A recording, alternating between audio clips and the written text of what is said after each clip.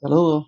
Vamos a comenzar esta presentación principalmente sobre el texto de Brownstein sobre los dispositivos Psi. Eh, Antes de comenzar, quisiera un poco poner en perspectiva las razones de esta presentación, y es porque estamos hablando sobre los trastornos de personalidad, que es una manera en la que se utiliza ese concepto o esa noción de personalidad. Y en este texto, para Brownstein, él está hablando de psicopatología en general, ¿verdad? Incluye los trastornos de personalidad, eh, no como algo como usualmente pensamos para ayudar o para hacer bien o para el bienestar de esa persona, ¿verdad? Para evitar el sufrimiento de esa persona, sino que lo pone en perspectiva como un dispositivo social, no necesariamente represivo, porque puede ser biopolítico también, ¿verdad? Pero él enfatiza aquí en su capacidad sobre todo represiva. eh, que está en función de la sociedad, es decir, del status quo, todo lo que uno habla de ideología, etcétera. Entonces, me parece una reflexión importante, eh, porque aunque uno pueda darle diferentes usos, la pregunta es, ¿verdad?, ¿qué de eso es inevitable con la categoría y qué de eso tiene que ver con cómo se ha utilizado la categoría? ¿Ok? Así que hoy vamos sobre todo a hablar de esa segunda opción, de cómo se ha utilizado la categoría. ¿Ok? Para empezar, Brownstein, esto es un texto, un capítulo del texto de Brownstein que se llama Clasificar en Psiquiatría, un texto corto, muy, muy bueno, lo recomiendo, se consigue en cualquier librería acá en Puerto Rico, al menos se conseguía. Eh, y Brownstein va a cuestionar y realmente para él va a derrocar esta idea de el bienestar o el progreso atada a la psiquiatría, a la psicopatología, al DCM y sobre todo a la medicalización que está asociada a todo el quehacer psiquiátrico desde básicamente mediados de este siglo. Antes la psiquiatría no era equivalente de farmacología. ¿Ok? Y va a utilizar como para eso la categoría de dispositivo. La categoría de dispositivo no es de Brownstein, es de Foucault, o al menos tampoco es de Foucault, pero Foucault lo utiliza, ¿verdad? Y los pensadores que siguen a Foucault lo utilizan mucho.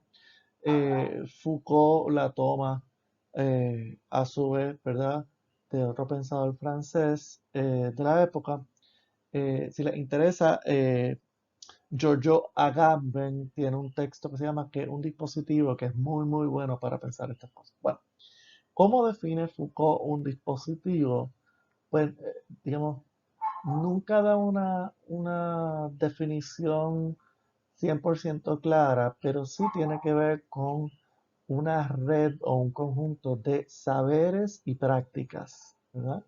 Y Brownstein lo resume así, dice, un conjunto definitivamente heterogéneo, es decir, de muchas cosas distintas, que incluye discursos, instituciones, configuraciones arquitectónicas, decisiones reglamentarias, leyes, medidas administrativas, enunciados científicos, proposiciones filosóficas, morales, filantrópicas. En resumen, cosas dichas, es decir, discursos o saberes, como no dichas, prácticas discursivas, ¿verdad? Eh, Estos son los elementos del dispositivo.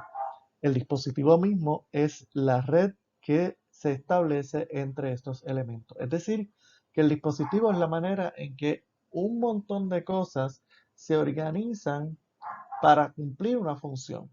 En este caso, el dispositivo Psi tiene que ver con una función particular de lo Psi, de tratar con aquello que llamamos whatever it means, lo psicológico. ¿Ok?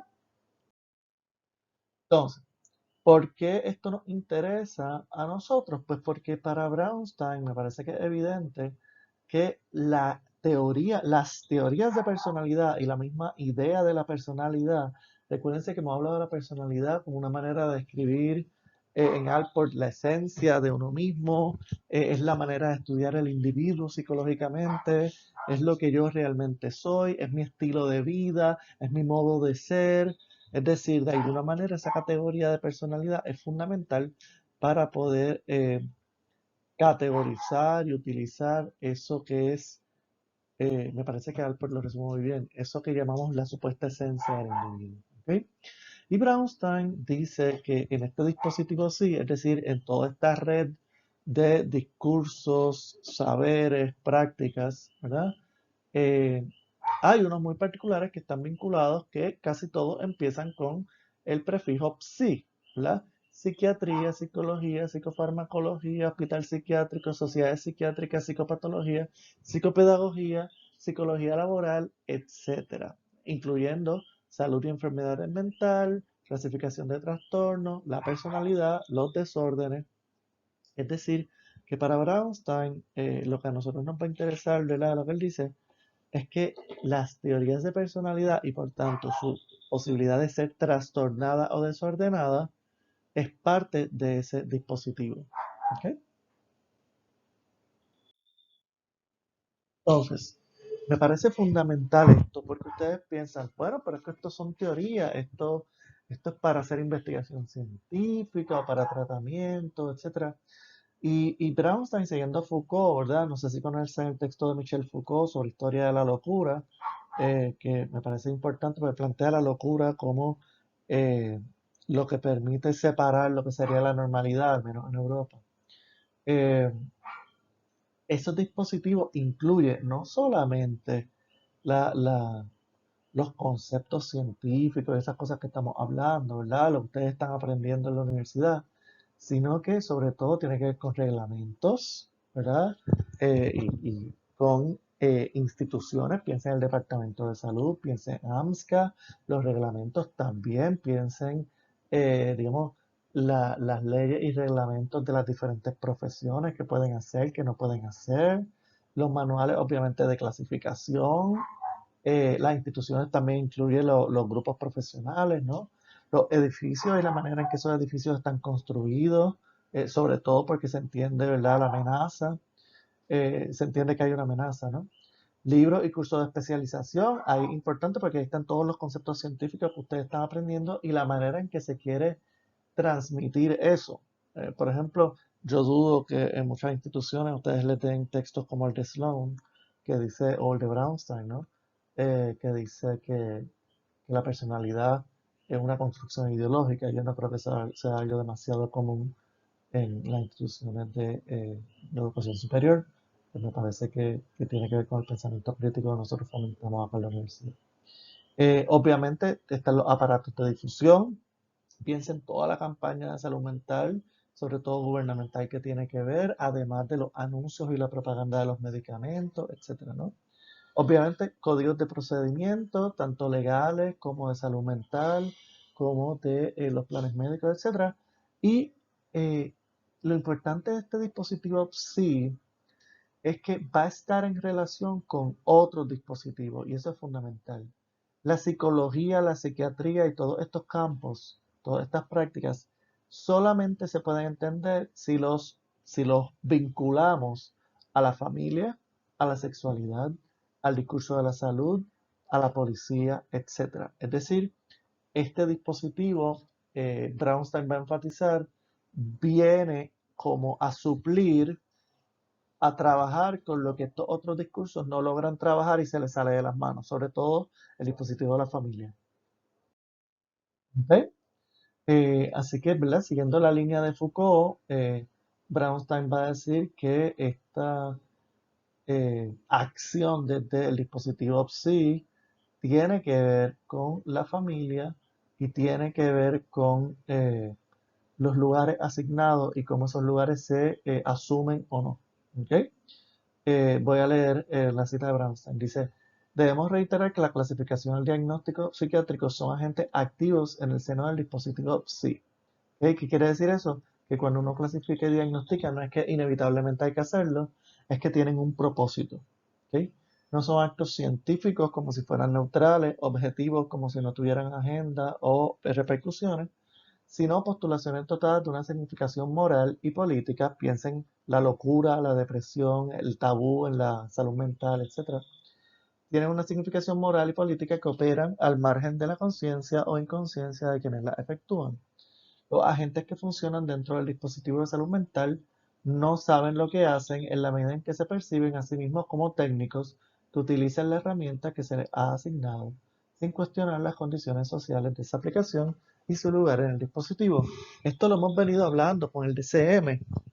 Yo bien podría decirle a ustedes cuáles son los trastornos de personalidad y estar toda esta última semana trabajando nada más el texto de caballo con las diferentes la serie de trastornos. Sin embargo, una de las cosas que hemos hecho en el video anterior es plantear lo problemático y realmente lo difícil que es sostener esa categoría del DCM, incluso estadísticamente, ¿verdad? Eh, y me parece que mínimamente con eso queda claro que la idea, por ejemplo, de diagnosticar con un trastorno de personalidad, más que un afán científico, es un acto de un dispositivo social, ¿ok? Que actúa obviamente sobre los sujetos. Yo decir, bueno, yo simplemente estoy siguiendo lo que él dice el DCM, es simplemente estar ajeno a eso. Y si les estoy diciendo esto, no es para que ustedes demonicen el DCM, aunque claramente hay muchísimas críticas, no soy el primero ni el único que lo hace. Hay muchos libros sobre el tema. Eh, Hay uno precisamente escrito por Francis Allen, que fue uno de los directores del Task Force del DCM, así que no es nada extraño. Si lo hago es precisamente para que cuando tengan que hacer su labor o decidan hacer su labor, lo hagan críticamente, ¿verdad? Y puedan saber las repercusiones que pueden tener su acto y por tanto buscar qué maneras hay de mejorar el quehacer de la psicología o transformar el quehacer de la psicología. Eh, Como hemos visto, por ejemplo, incluyendo la dimensión social, incluyendo la dimensión histórica, incluyendo la dimensión política o ideológica en el quehacer. En ese sentido, se trata de ver los puntos ciegos para poder trabajarlo y no de demonizar. Demonizar no ayuda a nadie. Si hay que dejar de usar unas cosas, pues se dejan de hacer unas cosas, pero proponiendo otras. Así que por ahí voy. ¿Ok? En ese sentido, Braunstein, siguiendo a Foucault, también plantea que el diagnóstico no se encuentra, sino que se emite. En ese sentido, el diagnóstico siempre es performativo y un acto performativo, un acto que construye o que hace lo que dice. Por ejemplo, cuando yo inicio una conferencia diciendo la conferencia ha comenzado, eso es un acto performativo, ¿no? Eh, entonces, muchas de las cosas, esto sigue también la idea de los existencialistas, ¿no? De que la existencia precede a la esencia, es decir, primero se hace y haciéndose las cosas, existiendo las cosas, se constituyen. Dice, es un acto performativo en donde la palabra hace a la cosa. Si yo digo que tú eres trastornado, te conviertes en trastornado. Y hace el sujeto que lo recibe transformándolo en otro respecto a lo que era antes, a menudo estigmatizándolo. Es una sentencia. Cuando Brownstein dice que una sentencia está hablando en términos legales y en términos lingüísticos. Al tú decir a alguien que tiene un trastorno mental, tiene una implicación equivalente también a lo de un estatus jurídico, porque incluso puede cambiar el estatus jurídico de alguien. ¿Ok? Eh, Sin embargo, nosotros en lugar de leyes que tienen un proceso para hacerse, que se supone que sean democráticas o lo que fuera, utilizamos el DSM y el CIE, el AUE, el ICD, depende si lo dicen en inglés o en español, que no son ni electos democráticamente, que supuestamente están basados en la ciencia, pero ya hemos visto, sobre todo con los trastornos de personalidad, la dificultad que tienen, en el sentido de que no hay acuerdo, no hay validación estadística, científica, no se sabe cuáles son las causas biológicas y sin embargo se proponen que son biológicas. Y me parece evidente en el caso de los trastornos de personalidad que más que un afán científico tiene que ver con eh, tratar de lidiar con sujetos que se salen de la norma o que definimos como inadaptados. ¿Ok? Brownstein va a enfatizar mucho eso, como la función del psicólogo y el psiquiatra tienen que ver con trabajar con sujetos o con situaciones que son eh, entendidas como peligrosas para la sociedad. En ese sentido, los psiquiatras tienen la máxima, ¿no? Es mejor prevenir que curar y por tanto se busca que hospitalicen la mayoría de las veces involuntariamente eh, y a medicar. Es decir, mejor que estén medicados o internados a que pueda pasar algo. Esa es la idea. Para que vean el tamaño de eso, y hablando de la sentencia, es como tú sentenciar a alguien a la cárcel eh, sin haber probado, sin que él haya hecho nada, simplemente porque podría haber hecho algo, ¿no? Es como yo acusarte de asesino porque amenazaste a alguien de muerte, ¿ok? Obviamente hay situaciones donde uno podría sí pensar que el desenlace era inevitable, pero sigue siendo cuestionable. Para que vean unas estadísticas que trae Brownstein dice que desde el 84 al 96 en Gran Bretaña, el 63% de las hospitalizaciones fue voluntaria. ¿Ok? Eso quiere decir que aunque tú no quieras, con una orden médica, ¿verdad? Y de un juez, realmente no orden médica, utilizando una ley de salud mental, por ejemplo en Puerto Rico, va al tribunal, si se prueba eh, que cumples con los criterios, sobre todo de peligro para otro o para ti mismo, pues entonces te pueden hospitalizar involuntariamente. ¿Ok? Cuando Brownstein dice que una sentencia, está hablando muy, muy literalmente. ¿Ok? Para que vean el peso que tiene el game.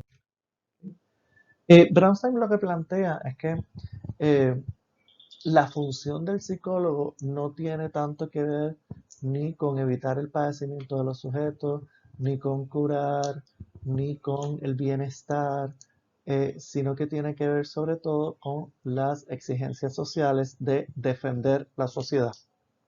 ¿Ok?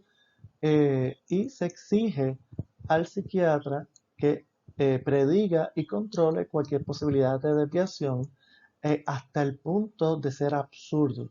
Brownstein presenta un montón de casos donde, por ejemplo, un paciente que yo dejé de ver o di de alta, o incluso se escapó 4 semanas o no sé cuánto tiempo después de no estar en tratamiento conmigo, o que se le dio de alta porque ya estaba bien y pasó un montón de tiempo, comete alguna fechoría, ¿verdad? O algún crimen, y es el psiquiatra el que es responsable, porque como esa persona no es imputable por salud mental, es el psiquiatra el que es responsable jurídicamente porque él se supone que tuvo que predecir eso o tuvo que medicar para que esa persona estuviera en X o Y condiciones.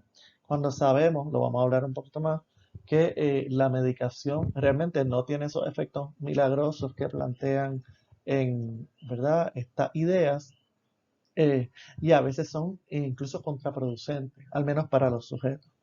¿Ok?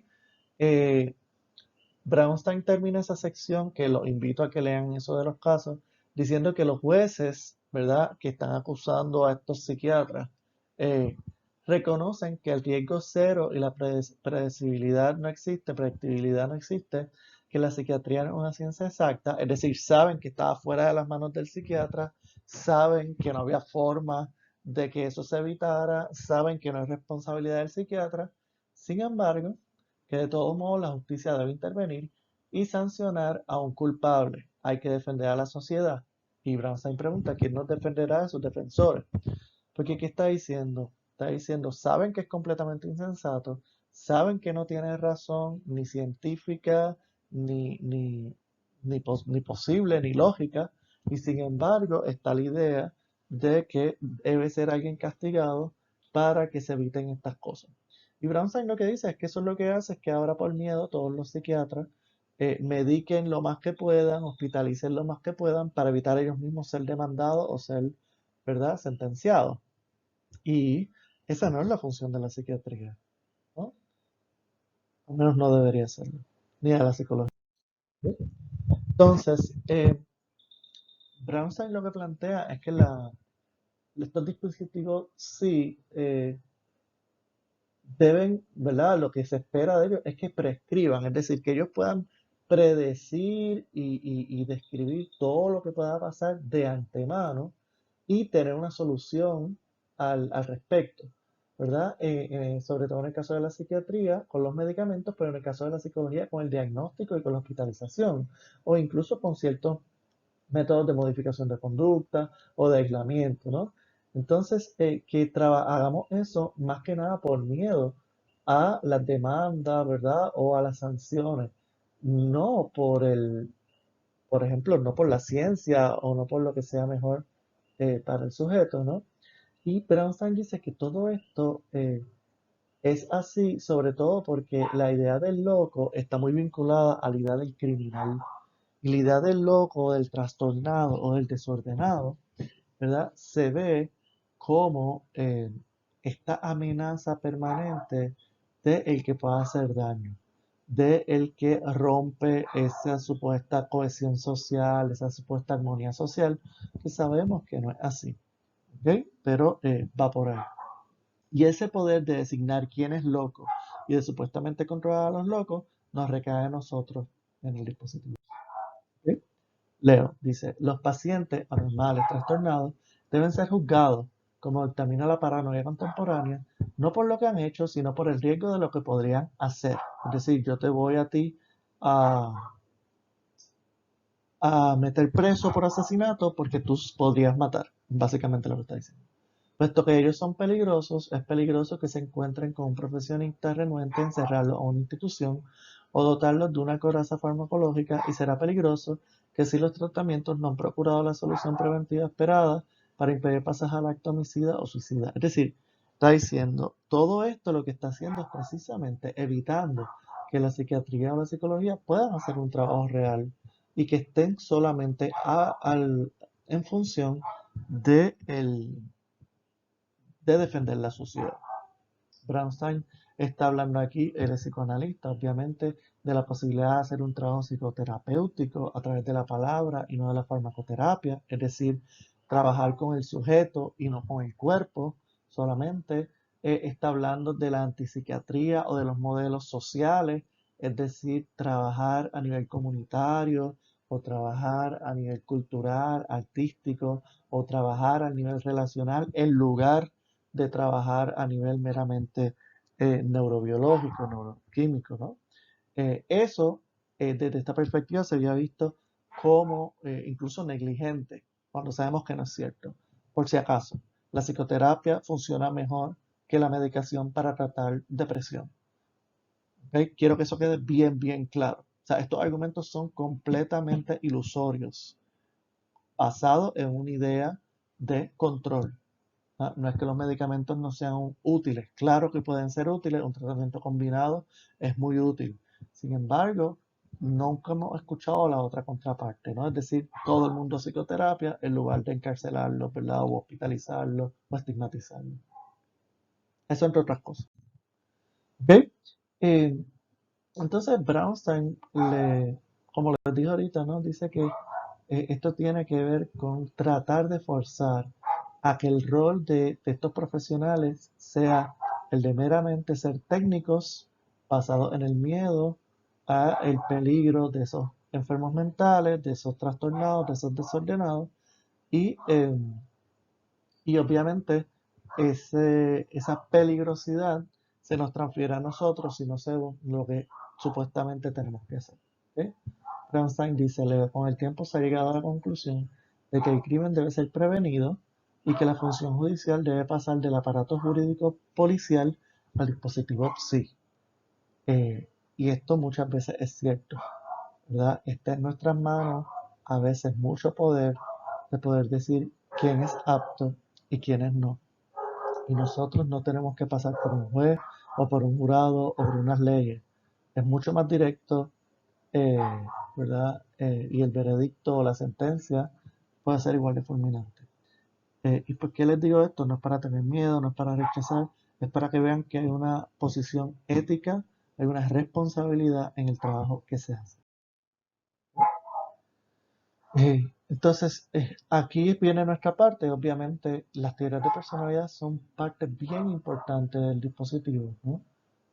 Porque, cito a Brownstein, dice, a la profesión médica que debe intervenir sobre la gente, anticipando sus conductas potenciales a partir de un juicio sobre lo que ellos son o podrían llegar a ser y no sobre lo que ellos han hecho. Esa idea de lo que son o lo que podrían llegar a ser, la única manera de sostener eso científicamente tiene que ver sobre todo con la idea de personalidad. Porque fíjense que la idea de personalidad, lo hemos venido hablando, tiene que ver con la esencia de ese sujeto y de ese individuo, ¿verdad? Y con la idea de que esa esencia de alguna manera está ahí, consistente, etcétera. esa consistencia, esa idea del individuo psicológico que hablábamos con Filú, tiene mucho que ver con esta posibilidad de que se le exija a los psicólogos y a los psiquiatras poder saber cómo ellos son o podrían llegar a ser, es decir, cómo es tu personalidad y si a partir de tu personalidad tú serías capaz o no de hacer esos actos en un futuro. ¿Ok? Que por si acaso, ser capaz o no, tener la probabilidad de hacer las cosas o no, no implica que se puedan hacer. ¿Ok? Eh, Así que por eso es que la idea de personalidad va a ser bien, bien importante. Y cuando estamos hablando de un trastorno de personalidad, estás juzgando completamente a ese individuo, no una parte, no a sus afectos, no a su conducta, a la esencia de esa persona, por decirlo de alguna manera. Es decir, a un juicio total de la persona como inadaptado. Y si bien hay veces que eso puede ser así, en el sentido de esa persona no encuentra un lugar social, hay muchas implicaciones en decir que es su personalidad la que está trastornada. Y un poco hacer ese veredicto desde acá, sobre todo cuando, como hablamos, ni siquiera hay un tratamiento para eso.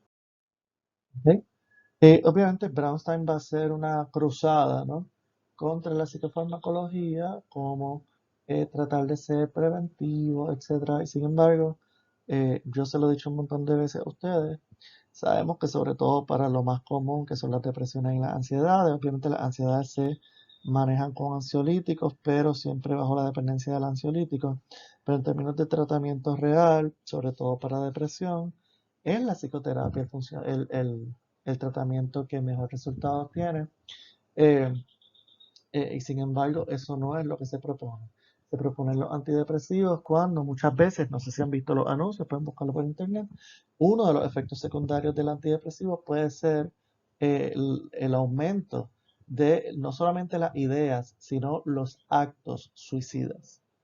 Entonces, en ese sentido, ¿a quién estamos tratando de proteger? ¿A mí para que no me demanden?